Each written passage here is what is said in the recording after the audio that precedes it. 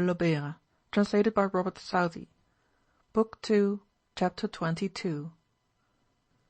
How Oriana was greatly afflicted for the departure of Amadis, and moreover to find herself great with child, and how 12 knights came from the Firm Island to defend Madasima and the other damsels, who were in danger of death with them, though there was no just cause why they should be put to death.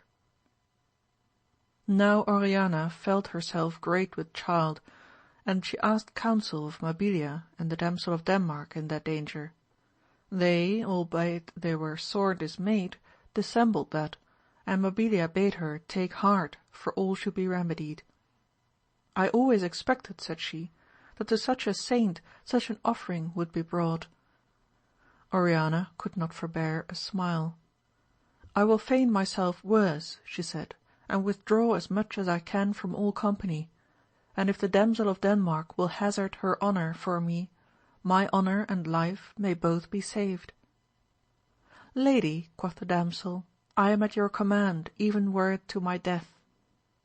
Good friend, quoth Oriana, this I hoped, and if I live, you shall recover your honour, and with great praise. Then the damsel knelt and kissed her hands, and Oriana proceeded. Continue to visit Adalasta the abbess of my nunnery, as you have hitherto done, and when it is time tell her that you are pregnant, and beseech her to help you, so that you may lay the child at the church door, and that she will order it to be taken in and brought up for charity's sake. Thus will my secret be safe, nor will you be shamed, for none but this honourable lady will know what you shall tell her, and she loves you much. Thus they determined that it should be. When Lisuarte knew how Gromadaza persisted in her warfare, by advice of Candando and Brocadan he sent for Madasima and her damsels, and told them that they must all be put to death for an example. When she heard this so rigorous doom, the fair and fresh colour of her cheeks suddenly changed to a pale and deadly hue, and falling at the king's feet she said, Sir, the fear of death doth make my heart weaker than it naturally is, weak damsel as I am, so that I have neither thought nor words to answer you. But if in this court there be any knight willing to uphold the right, let him speak for me, as a knight is bound to do, for I did not enter your prison willingly, but in obedience to my mother. If there be none such here, do you, O king, whom hitherto never distressed dame or damsel hath implored in vain, do you deal justly by me, and let not anger have the mastery over you. Candando, who was present, was greatly desirous that Madasima should be slain, knowing that then Amadis could never be reconciled with the king, and he said, Sir, do not hear her, these damsels were given you as hostages to die if the conditions were not performed, and therefore justice ought to be executed without delay. But Don Grumedan, who was a good knight, and well versed in all the laws of knighthood, as one who had not only practised, but read much, replied, That shall not the king do, if it please God, nor ever shall such cruelty and wrong be by him committed. This damsel came hither in obedience to her mother, and as that obedience will in secret be by God rewarded, so should it be in public by the king as his servant, and one who obeys his will. Moreover, I have learned that within 3 days here will arrive certain knights from the Firm Island to take up their quarrel, and if you, Candando, or your sons are willing to maintain the justice of your advice, you will there find those who will answer you. Candando answered, Don Grumedan, though you wish me ill, I have never deserved it at your hands. If you had offended my sons, you know they are such knights that they can maintain what I have said. We shall soon see that, quoth old Grumedan. As for you, I only wish you well or ill as it shall be found that you have counselled the king. Albeit that Lisuarte had acted much amiss towards Amadis, and had it in his heart to do him all displeasure, yet could not that new passion subdue his old virtue, so that he was glad at what Grumedan said, and asked who the knights were that were coming to defend the damsels, and when Grumedan had told their names, he observed that they were enough good and prudent knights. But then was Candando sore dismayed, and he repented him of what he had said concerning his sons, knowing that they were nothing equal in arms to Florestan and Agrayes, and Don Brian of Monjaste, and Gavarte of the Perilous Vale. So when Madasima was remanded to prison, he went to his brother-in-law Brocadan in trouble of heart, receiving now the guerdon which the merits of his misdeed deserved.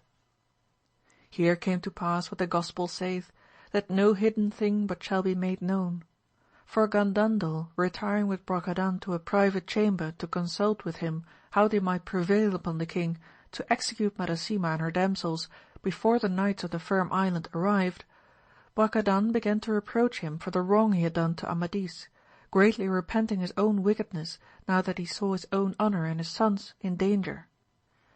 Now it happened that a niece of Brocadan was enamoured of a young knight called Sarquiles, who was nephew to Angriote of Estravaus, and she had hidden him near this chamber, so that he heard the whole secret of this treachery.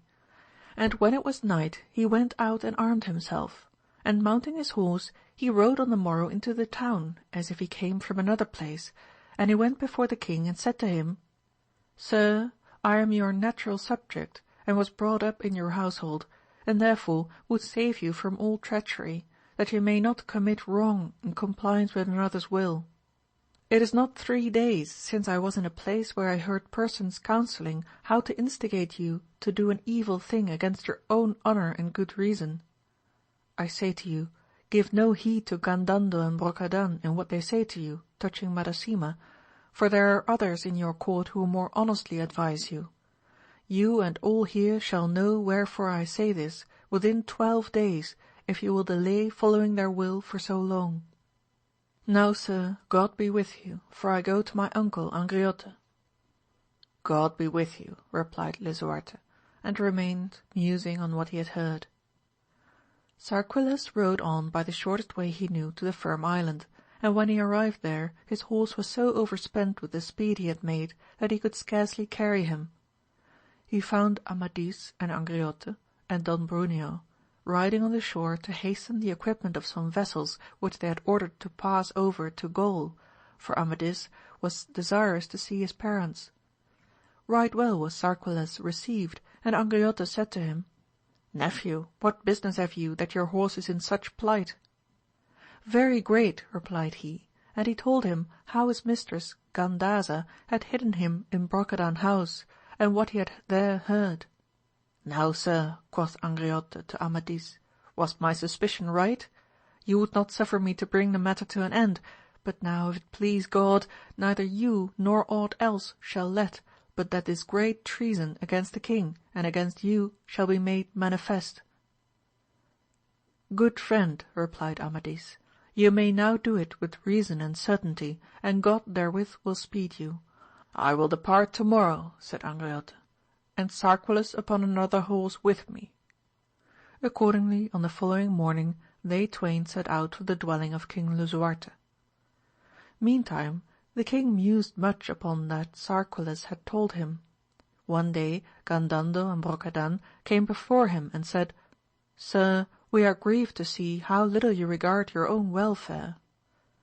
That, quoth Lisuarte, may well be, but why say you this? Because these knights who are your enemies are coming to your court without any fear, to defend these damsels, for whom you ought to have the land given up. If you will take our advice, you ought to behead them before these champions arrive, and send to forbid the knights to enter your kingdom. Thus would you make them fear you, and Amadis would not venture to offer you any wrong, for if they do not forbear for fear, for nothing else will they. The sooner this is done, the better will it be, and the more terror will it strike. The king then called to mind the words of Sarquiles, and saw how he had spoken truth. You tell me 2 things, he replied, against all reason. The one that without any form of judgment I should have these damsels slain. What account could I give to the Lord, whose minister I am, if I should do this? He has appointed me here in his stead to administer right in his name, and if I did this wrong which you counsel, to strike fear into others, it would fall upon my own head at last. Those kings who follow their own will instead of what is reasonable, rely on themselves and not on God, which is the worst error into which they can fall.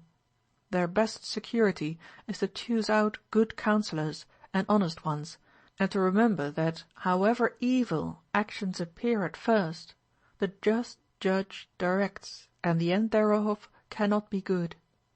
You tell me also to forbid these knights from coming to my court. A dishonourable thing would it be to prevent any one from claiming justice before me, much more they being my enemies, for it is to my honour that I have the power and inclination to do what they request. I do not like your counsel. You have done ill to those who deserved no ill at your hands. I have sinned, and I have my punishment, and if you have been false, so I trust will you have yours at the end." And with that he went away and left them.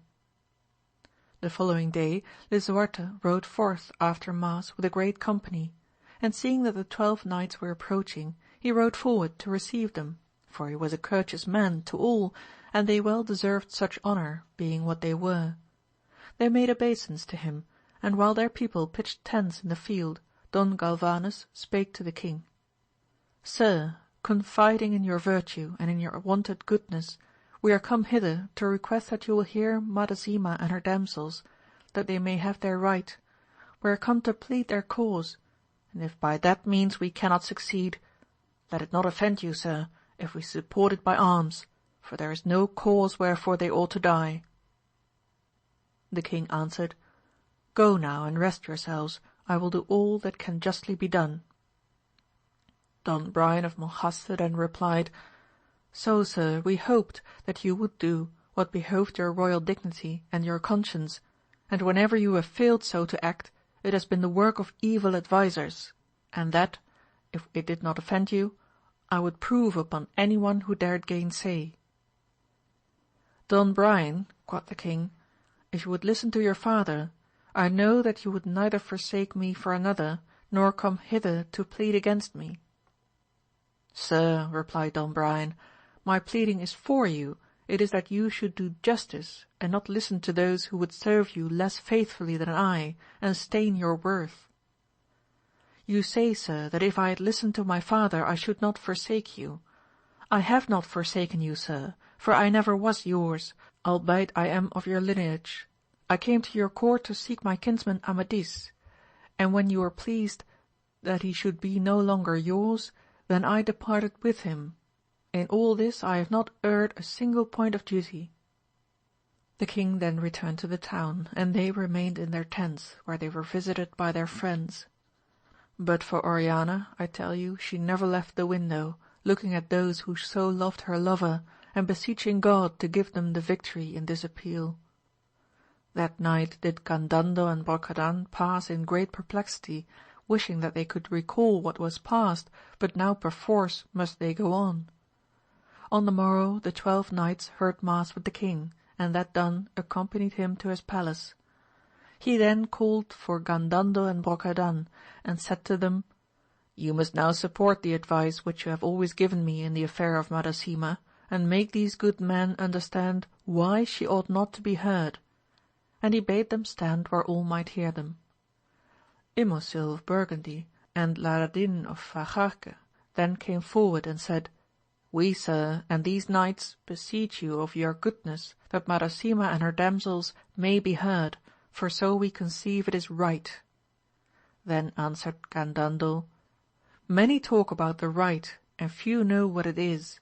You say that of right these damsels ought to be heard, which of right they ought not, for without any such condition they bound themselves to death, and entered the prison of the king thereupon, that if Ardan Canileo were slain or vanquished, and the whole island of Mongaza were not then freely surrendered, they and the knights with them should suffer death.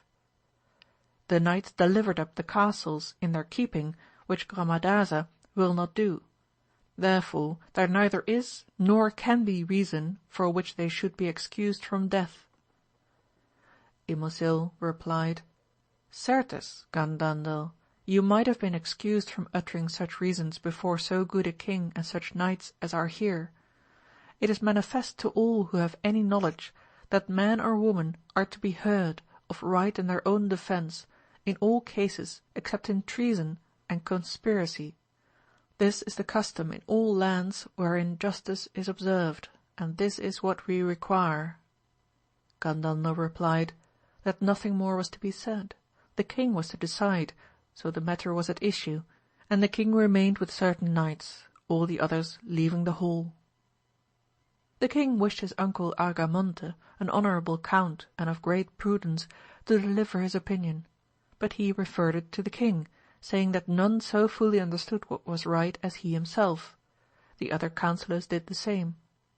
Lisuarte, seeing this, then said, Since you leave the decision to me, I think Ymosil of Burgundy hath spoken to the purpose, and the damsels should be heard. Certes, sir, quoth the count, and all they who were present said the same. You have determined justly, for thus it ought to be. They then called in the knights, and said what had been resolved. For this Ymosil and Ladadin of Fajarque kissed his hands, and said, Be pleased therefore, sir, to let Madasima and her damsels be summoned, and we will save them by fair reason, or by arms if need shall be. Let them come, replied the king, and see if they will commit their cause to you. Presently they came before the king so modestly and in such fear, that no man could behold them without great pity. The 12 knights of the Firm Island took them by the hand, and Agrayes, Florestan, Ymosil, and Ladadin said to Madasima, Lady Madasima, these knights come to save you and your damsels from death. Will you commit your cause to us? Sirs, she replied, if the cause of damsels so forlorn and wretched may be undertaken, we commit it to you, and trust in God and you. Since it is so, quoth Ymosil, let who will come forward against you. If he be one, I will defend you by reason or by arms. If more, 12 shall be answered. The king looked at Gandandel and Brocadan, and saw that they looked down, and were dismayed, and did not answer. Return to your lodgings till the morrow, said Lisuarte, and meanwhile those who are to answer you will take counsel. The knights then conducted Madasima to her prison, and went to their tents. Lisuarte led Gandandel and Brocadan aside, and said to them, You have often urged me to put those damsels to death, and said you would maintain the justice of the deed by reason, or your sons should in arms if need should be. Now then, do as you said, for what Ymosil advances seems just to me, and I will not appoint any of my court to combat against these knights. Look ye to it, else will the damsels be delivered, and I shall have been ill advised by ye, and wrongfully. They replied that tomorrow they would be ready with their reply, and returned very sorrowfully to their homes. And they agreed to persist in their advice and maintain it by reason, but not put their sons in danger, because the cause was not just, and they were not such in arms as those knights. But that same evening tidings came to the king how Gromadaza the giantess was dead, and had ordered her castles to be delivered up to save her daughter and the damsels, and that they had accordingly been yielded to Count Latine. Greatly pleased thereat was Lisuarte, and when the knights came before him on the morrow, he said, Proceed no farther in this cause, for you are quit of your defence, and the damsels are free, the castles for which I held them in pledge having been surrendered. Gandandel and Brocadan then rejoiced, for they surely expected to be dishonoured. Then Lisuarte sent for Madasima and the damsels, and said to them, Ye are free, do what it pleases you, the castles have been given up. But he would not tell her that her mother was dead. Madasima would have kissed his hand, but the king permitted not that, for he never suffered dame or damsel to kiss his hand, save when he bestowed upon them some boon. Then said she, Since you leave me at my own disposal, I give myself to my lord Galvanes, who had been so willing to help me. Agrayes took her by the hand and said, Good lady, you do that which is right, and though you are now disherited of your own land, you shall be honoured in another till it please God to remedy your loss. But Ymosil then said to the king, Sir, if right be done to Madasima, she will not be disinherited, For children who are in the power of their parents must obey them, however unwillingly, but not for that should they be disherited, when obedience and not free will had made them bind themselves to what their parents commanded. And because you, sir, are appointed here to make every one render to another his right, so ought you yourself to do as an example. Imbecile, replied the king, you have the damsels at liberty, say no more upon this other matter. I have had sufficient trouble about that land, and will defend it, now it is mine, nor can I take it from my daughter Leonoreta, to whom I have granted it. Don Galvanes then said, Sir, that right which Madasima has to the land of her fathers is now mine. I beseech you remember some services which I have done you, and do not disinherit me, for I would willingly be your vassal, and stand in your favour, and serve you as loyally as it is possible. Say no more, Don Galvanes, quoth Lisuarte, that is done which cannot be undone. Since it is so, quoth he, that I find neither right nor courtesy here, I shall strive to win it how I can. Do your utmost, replied the king. It was in the power of those who were stronger than you, and easier will it be to defend it from you than it was to win it from them. You won it, answered Galvanes, by means of one who was badly guerdoned. He will help to recover it. If he helps you, cried Lisuarte, many others will serve me who would not serve me before for his sake, when I had him in my household and protected him from them. Agrayes then grew angry and exclaimed, Certes all here, and others beside, can tell whether Amadis was protected by you or you by him, though you are a king, and he was always as an errant knight. Don Florestan, seeing how Agrayes was moved, laid hand upon his shoulder and drew him back, and then said himself, It seems, sir, you prize the services of these you speak of above those of Amadis. Whether they be so indeed, we shall soon see. Don Brian of Monjaste then stepped forward. However little you esteem the services of Amadis and his friends, they must be of great worth indeed, who can reasonably make them to be forgotten. It is plain, Don Brian, replied the king, that you are one of those friends. Sure, sir, I am. He is my kinsman, and I shall do what he pleases. We have enough, quoth Lisuarte, to dispense with you. All you have, replied Don Brian, will be wanted to resist what Amadis can do. The knights on both sides drew nigh to answer, but Lisuarte stretched out a wand which he held, and commanded them to say no more, and they returned to their places. Just then Angriote of Estravaus and his nephew Sarquiles entered, completely armed, and approached to kiss the king's hand. The 12 knights marvelled at their coming, being ignorant of the cause thereof. But Gandandel and Brocadan were put in fear, and they looked at each other, for they knew what Angriote had said of them before, and albeit they held him for the best knight in the king's dominions, yet they took courage to answer what he might say, and they called their sons, and bade them say nothing more than they should tell them. Angriote stood up before the king, and said, Sir, let Gandandel and Brocadan come hither, and I will say that to them which shall make you and all present know them better than you have hitherto done. The king accordingly called on them to come forward, and all the knights drew nigh to hear. Then said Angriote, Know, sir, that Gandandel and Brocadan are disloyal and false toward you. They counselled you wickedly and lyingly, neither regarding God, nor you, nor Amadis, who had so honoured them, and had never done them wrong. They, villains as they are, told you that Amadis designed to seize your kingdom, a thing which never was in his thoughts, for what he desireth hath ever been your service. And thus have they made you lose the best knight that ever king had to serve him, and many other good knights with him, for no fault of their own. Therefore I say that these wicked and false men, in whom you trusted, have committed a great treason against you, which if they deny, I will do battle with them both. But if their age excuses them, let their sons come forward, and by God's help I will make them confess the disloyalty of their fathers before you, that you shall understand it. Sir, replied Gandandel, you see how Angriote comes to dishonour your court, and this is because you permit those to enter your land who do not seek your service. If you had prevented that at first, this would not have happened. And now, sir, do not marvel if Amadis should come hither tomorrow and defy you yourself. If Angriote had met me in those days when I did good service in arms for this kingdom, and for your brother King Phalangris, he would not then have dared to say what now he says. But now he sees me old and weak, and dares insult me as one already overcome. This shame, sir, falls more upon you than me.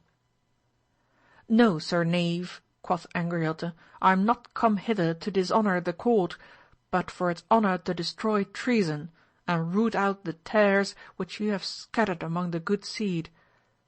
Then said Sarquiles, Sir, you know the words which I spake to you upon this matter. With my own ears I heard the villainy which these old traitors were devising. They are old, but their sons are young and strong. Let them answer for them. They are 3 and we are 2. Then will God discover the truth, and it will be seen if they are such as to make amends for the loss of Amadis and his lineage, as their fathers have boasted. When the 2 sons of Gandandel heard this, and saw that the whole court was smiling to see their fathers so pressed, they thrust angrily through the throng, and came before the king, and said, Sir, Angriote lies in all that he hath said, and we will combat with him. Here are our gages. And they threw their gloves into his lap. Angriote then held out the lappet of his armour. Here, sir, is mine. Let them go and arm themselves, and do you, sir, behold the battle. The king answered, The day is far spent, and there will not be time. Let it be after mass tomorrow. With that Adamas came up, the son of Brocadan by a sister of Gandandel. He was great of stature and strong, but of so villainous a nature that none esteemed him. He said to the king, Sir, Sarquiles lies in all he hath said, and if he dare enter the field with his uncle, I will combat him. At this Sarquiles right joyfully gave his gage. The court then broke up. Angriote and Sarquiles went with the 12 knights and Madasima, who had taken leave of the queen and of Oriana, and Brisena sent her a rich tent to lodge in. The king remained with Don Grumedan and Giontes his nephew. He sent for Gandandel and Brocadan, and said to them, I marvel at you. You have so often told me that Amadis designed treason and meant to seize my kingdom, and now when the proof was necessary you shrunk from it, and have suffered your sons to risk themselves, who know not what is the justice of their cause. You have sinned against God and me. Great evil have you done me in making me lose such a man and such knights, but you will not escape without your punishment, for that just judge will give to every one his due. Sir, said Gandandel, my sons came forward hastily, thinking that the proof was delayed. Of a truth, quoth Grumedan, they thought right, for there neither is nor can be proof that Amadis in this or in aught else hath done wrong toward the king, and if you suspect it, it is against all reason. Even the devils in hell cannot think so. If you had 1,000 heads, and the king were to cut them all off, he would not be enough revenged for the wrong you have done him, and now you will be left for more mischief, which God forbid, and your wretched sons must suffer for your fault. Don Grumedan, said they, whatever you believe and wish, we trust that our sons will save their honour and our own. God never save me, replied he, if I wish more than that you be rewarded as your counsel deserves. The king then bade them cease, and he went to table, and they departed to their homes. That night the arms and horses of the champions were made ready. Angriote and Sarquiles passed the remainder of the night from midnight in a chapel of St. Mary, which was near their tents. At daybreak the 12 knights armed themselves, for they doubted the king, seeing how wroth he was against them, and with Madasima and her damsels, each upon her palfrey, they rode through the town to the field of battle, Angriote and Sarquiles going before them. The king and his knights were already assembled, and 3 judges were appointed, King Arban of North Wales, and Giontes, the king's nephew, and Quinorante, the good jouster. They placed Angriote and Sarquiles at one end of the lists. Presently the 2 brothers Tarin and Corian came with their cousin Adamas, well armed and mounted, and disposed to do their part well, if the wickedness of their fathers had not been against them. They being opposed each to the other, Giontes blew his trumpet, and they ran the career, Corian and Tarin at Angriote, and Adamas against Sarquiles. Tarin broke his lance upon Angriote, who encountered Corian, and bore him from his saddle, then turned and saw Tarin sword in hand. Tarin struck at him, but the blow fell upon the horse's head and wounded him, and cut away the headstall, so that the reins fell on his neck, and the horse being thus at liberty, Angriote was carried against his enemy, and they dashed against each other, and Tarin fell. Then Angriote leapt lightly from his horse, as one accustomed to such perils, and took his shield, and laid hand upon that sword with which he had heretofore dealt so many and mighty blows. He saw his nephew maintaining a brave sword combat on horseback, and then made at the two brethren who stood by each other, and laid on him a heavy load like brave and strong knights. But Angriote well defended himself, holding out his shield against one, and laying on the other with the sword, so that he made them give back, for never stroke came from him that did not shear away the armour, for as I have told you, this knight was the best foiner with the sword of any in the king's dominions. So that their shields were soon chipped away, and their hardness broken, that the blood started through. Nor was he so whole, but that the blood ran from many wounds. When Sarquiles saw how his uncle sped, and that he was still coping in equal battle with Adamas, he spurred his horse and grappled with his enemy, and there they struggled each to overthrow the other. Angriote, seeing them, drew nigh to succour Sarquiles if he should fall undermost, and the two brethren followed him to help their cousin. At length the two knights fell from their horses, still grappling. Then might you have seen a great conflict, Angriote pressing to help his nephew and the brethren to assist Adamas. But in that hour Angriote did such wonders in arms, and laid on such terrible and heavy blows, that the brethren, albeit they did their utmost, could not save Adamas from the hands of Sarquiles. When Gandandel and Brocadan saw this, who till now had hoped that the valour of their sons might have defended their wickedness, they withdrew from the window in great sorrow and pain of heart, and the king withdrew also, for all the good fortune which befell the friends of Amadis displeased him, and he would not witness the victory of Angriote. But all else who were present rejoiced to see that Gandandel and Brocadan would suffer some part of the punishment on earth which they deserved. The four knights meantime continued their fierce conflict, but it did not long endure, for now Tarin and Corian gave ground and fled, seeking some place of safety, but finding none, they turned and struck again at their pursuers, and then again fled, till they were smitten down and slain, to the great joy of Madasima and her damsels, and the knights of the Firm Island, but above all of Oriana, who had never ceased praying to God to grant her friends that victory. Angriote then asked the judges if there was aught more to be done. They replied he had done enough for his honour, and led the two champions from the lists. Their comrades then received and took them with Madasima to their tents, where they were healed of their wounds. End of Book 2, Chapter 22.